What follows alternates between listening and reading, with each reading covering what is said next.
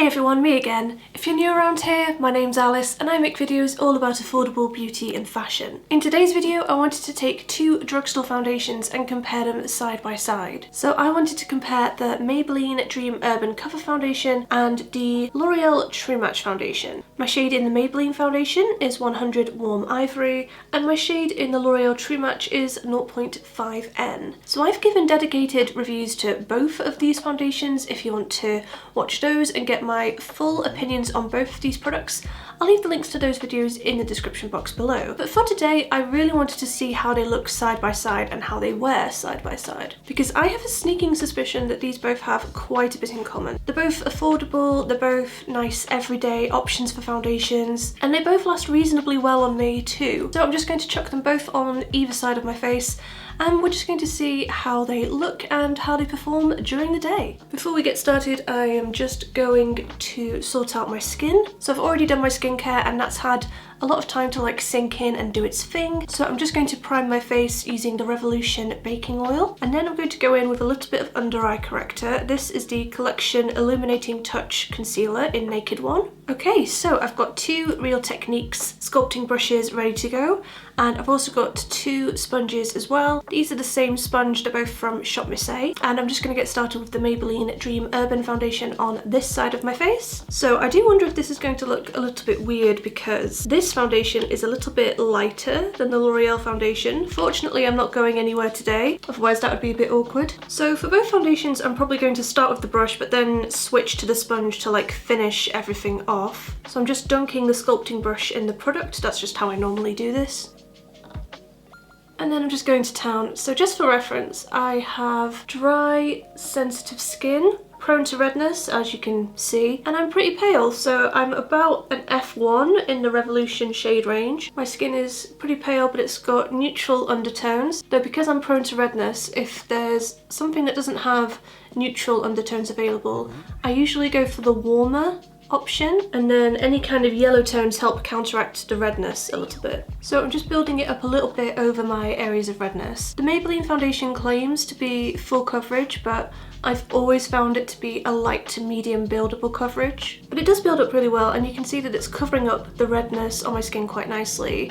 This is definitely more of a yellow foundation than a neutral foundation. It's definitely got warm undertones to it. And it dries down to like a satin finish, but with that baking oil primer underneath, I can get it to look a little bit more dewy and radiant. So as I'm building it up, the redness is calming down a lot, but you can still see my freckles peeking through, and you can still see the nasty breakout situation I'm having on my chin as well. So I'm just going to tap over some of the areas with my sponge now, just to stop it looking cakey. This is a very lightweight feeling foundation. It doesn't really feel like I've got anything on my skin right now. It doesn't look like I've got anything on my skin. And especially when I go over it with the sponge as well, everything just looks invisible. I always really like how this foundation looks. It's maybe a smidge pale, and I think the shade up from this is a little bit too dark. I do always find the Maybelline shade range to be a little bit all over the place, but I can make this one work. I do just want to take a moment to rave about the packaging as well. I love how lightweight and travel friendly this is. It's just a squeezy tube, and then you've got a really fine nozzle here. I find that with some foundations that come in like tubes like this, when you squeeze it, too much product comes out, but because this one has the fine nozzle, it's always just the right amount. And yeah, it's really travel friendly, really portable, love that one. And then if we switch to the L'Oreal True Match foundation, the packaging is still really nice. It's just obviously gone in a different direction. So it's not travel friendly in my opinion, but it's really nice. It's just simple, it's elegant, it's got your classic pump applicator. And I'm just going to do the other side of my face now. So again, I'm probably going to start out with the brush on this side and then just finish everything off with the sponge. So straight away, this foundation is a little bit darker. At this time of year though, when my skin is a little bit more red because of the bad weather and so on, I do actually prefer going for something a little bit darker, so it's not too bad. Side by side, it's probably going to be a bit obvious that I'm not wearing the same foundation, but like I said, I'm not going anywhere today, so it's okay. And I don't know if it's because I'm using a brush, but I don't think I like the way it's sitting on my skin quite as much. So I'm just switching to my clean sponge. I'm just going to dab over everything. It's weird because the True Match is kind of marketed to be a more like natural foundation, but I feel like it's a bit more obvious that I'm wearing makeup on this side of my face, even though I haven't even like built it up or anything yet. And it definitely looks a little bit drier as well. Even with that baking oil primer, it still looks a little bit more matte on my skin. So I'm just going to build this up a bit. I've definitely not got as much coverage on this side, but that's kind of what I was expecting. Even though the L'Oreal foundation is a little bit darker, I still think they got the undertone pretty much perfect for me. It does lean a little bit warmer, but it's still quite neutral. Okay, so the foundation is on both sides of my face. I've built both of them up as much as I could. So it definitely looks like I'm wearing two different products. It's not so bad that like I'd feel self-conscious about nipping to Tesco if I really had to. But yeah, you can definitely see some differences. So the most obvious one is the shade. The Maybelline one is definitely that little bit brighter. The L'Oreal one is a bit darker. This is definitely the palest one that L'Oreal do in the True Match foundation range. So I think if you're maybe paler than I am and you're choosing between these two products, I would definitely go for the Maybelline one. That one is going to match you that little bit better. I can actually make both these shades work at different times of the year. I think at the moment I prefer to have something a little bit darker because I've got more skin redness than usual, but when I normally wear the Maybelline one, I'd add a bit of liquid bronzer, I'd go ham with the contour, you know, I'd make it work in a slightly different way. Coverage wise, I'd say they both look quite similar. I'd say they both have a light to medium buildable coverage. You can definitely still see redness on both sides of my face. You can also still see all my blemishes and stuff, so I'm probably going to have to use concealer or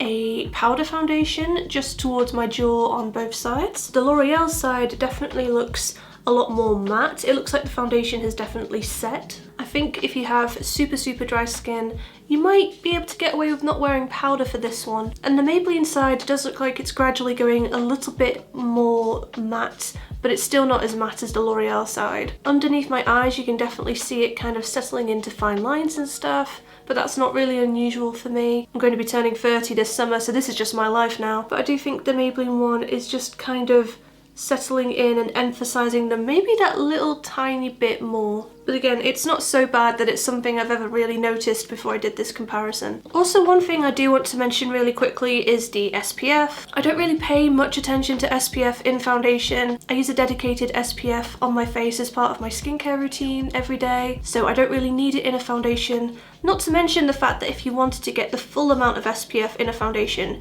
you'd have to use about a teaspoonful of it, and I don't know anyone who uses a teaspoonful of foundation. But if that sort of thing does interest you, the Maybelline one has SPF 50, whereas L'Oreal True Match has SPF 17. That's just worth noting if you do like having SPF in your foundation. Personally, like I say, I don't really need it, but it's a nice little bonus, especially when I'm wearing foundation on really sunny days. Anyway, that's how we're looking at the moment. I think if I had to choose between the two, I prefer how the Maybelline foundation looks on my face. The L'Oreal one is just a little bit too matte for me and not quite enough coverage.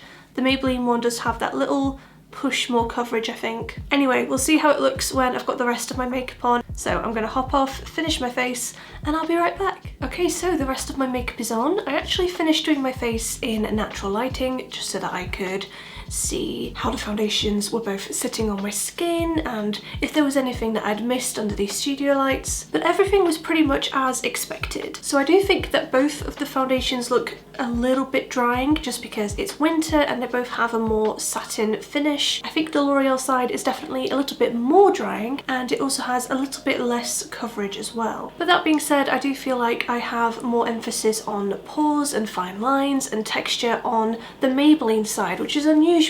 You wouldn't expect that if the L'Oreal side looks a bit more drying, but that's just what I see. So I think that pretty much covers everything for now. I'm going to come back this evening before I take off my makeup and just tell you how both of the foundations have worn during the day. I've used the same concealer, setting powder and setting spray all over my face, so it's going to be a completely fair test. I always set my face with powder and setting spray whenever I do my makeup. Even though I have dry skin, I just find that it boosts wear time and helps mattify down some parts of my face when my makeup tends to break up. I'm going to hop off camera now, but I'll come back this evening and let you know how both the foundations look. Hey, so it's been about 7 hours since we last spoke. I think I finished my makeup at about 12:30 and it's 7:30 now. And from this distance, I think both sides of my face probably look fairly similar. I don't think that one is like dramatically worse than the other. It's also really hard to tell that I'm wearing two different foundations from a distance as well. I think most people probably wouldn't notice. Once I look a little bit closer, I can see a couple of very minor differences, but again, I think the average person probably isn't going to be looking at my face closely enough to know. So I'd say on the Maybelline side there is a little bit more maybe of a glow going on. Things are looking a little bit more dewy, and overall I'd say maybe it's a little bit more forgiving on my drier skin. Neither of them look amazing on my skin today just because my skin is so dry because of winter at the moment, but the Maybelline one I think just looks a fraction better. On the L'Oreal side, things have gotten a little bit drier as the day has progressed. I've definitely noticed in the centre of my face that it looks like there's a little bit more texture now than when I applied it earlier today, but it hasn't creased around my fine lines quite as much. It's very close, but just a little bit better on this side. I also think that if you have a more oily skin type, or if you just wanted to wear your foundation for the entire day, the L'Oreal side would maybe be a little bit better. I also feel like the L'Oreal side is a little bit more transfer proof as well, so like if you have a bad habit of touching your face when you've got makeup on, you might prefer the L'Oreal foundation. That being said though, it really doesn't look that great towards the centre of my face. I don't know why that is. I don't know if instead of getting oilier, maybe this foundation just starts to get drier, if that's possible.